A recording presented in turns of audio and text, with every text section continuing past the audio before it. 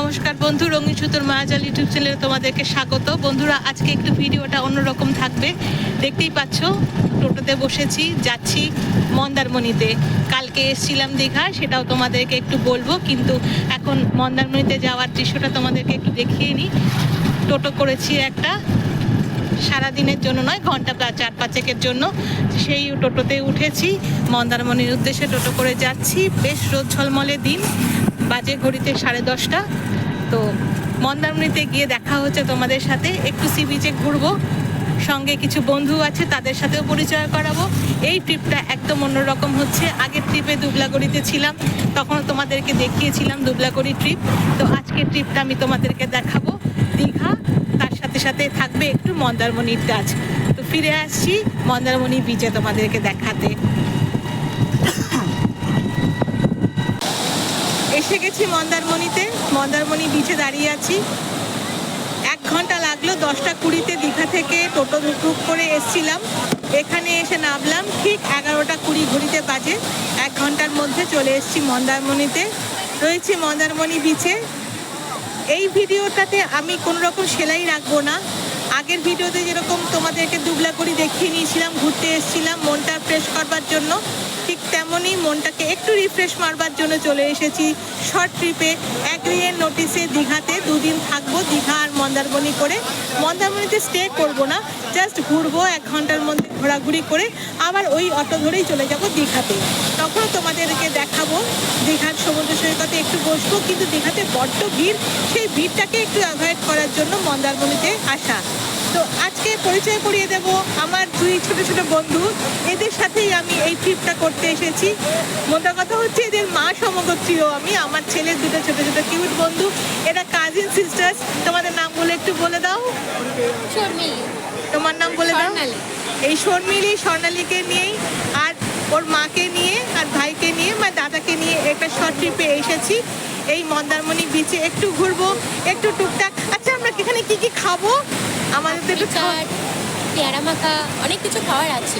আরে বাস, তো এইভাবে একটু এনজয় করব। প্রচণ্ড রোদ, কিন্তু প্রচণ্ড রোদের মধ্যেই এসে গেছে এই স্বর্ণালীর মা, এরা পিসি আর ভাইঝি। তো একটা ছোট ফ্যামিলিকে নিয়ে দূরে ছাতা মাথায় দেখতে পাচ্ছ স্বর্ণালীর দাদা বসে আছে। একটু শারীরিকভাবে অসুস্থ, কিন্তু তাতেও মনে কিন্তু কোনো অসুবিধা নেই। এও কিন্তু উপভোগ করতে চলে এসছে আমাদের সাথে। একসাথে আমরা একটু ভাগযোগ করে আনন্দটাকে শেয়ার করব। এই আনন্দটাই জীবনে দরকার। একটু এবার সমুদ্রের একটু ধার থেকে একটু তার সৌন্দর্যটা উপভোগ করব, একটু বিচে দাঁড়াবো, দাঁড়িয়ে ফিরে যাব দীঘায়। আবার তোমাদের সাথে দেখা হবে দীঘার বিচে একটু অন্যরকম ভাবে। ততক্ষণ পর্যন্ত ফিরে আসছি। আজকে চলে এসেছি দীঘার ওশেনিয়া বিচে। দীঘায় প্রচণ্ড ভিড়, লোকে লোকারণ্য, যেন মনে হচ্ছে কলকাতার নিউ মার্কেটে দাঁড়িয়ে আছি। তো সেই জায়গার থেকে দেখতেই পাচ্ছ ওশেনিয়া বিচটা, একদম মনে হচ্ছে আমি, তুমি আর প্রকৃতি, মাঝখানে আর কেউ নেই।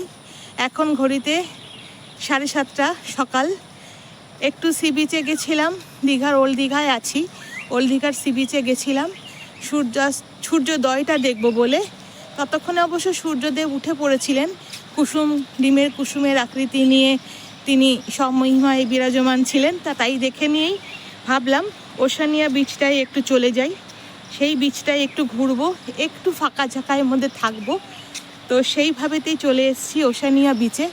তোমরা দেখতেই পাচ্ছ, বেশ ভালো লাগছে, একদম ফাঁকা।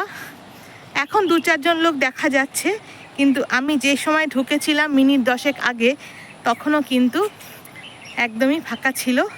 দূরে সমুদ্র দেখা যাচ্ছে, আর কোনো মানুষজন নেই, খুব ফাঁকা অঞ্চল। এখানে ইচ্ছে আছে একটু পা ভেজাবো, গা ভেজাবো না, পা ভেজাবো।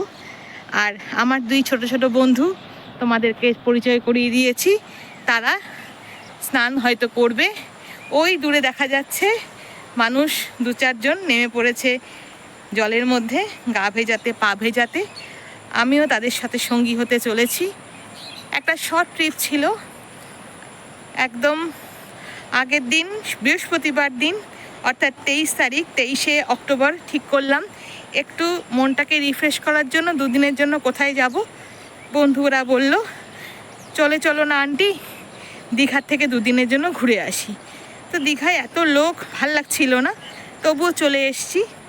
এসে দেখছি আমার ছেলে আমায় বলল ওশানিয়া বিচে চলে যাও, ওখানে তুমি যেরকম ফাঁকা চাও সেরকম ফাঁকাটা পাবে।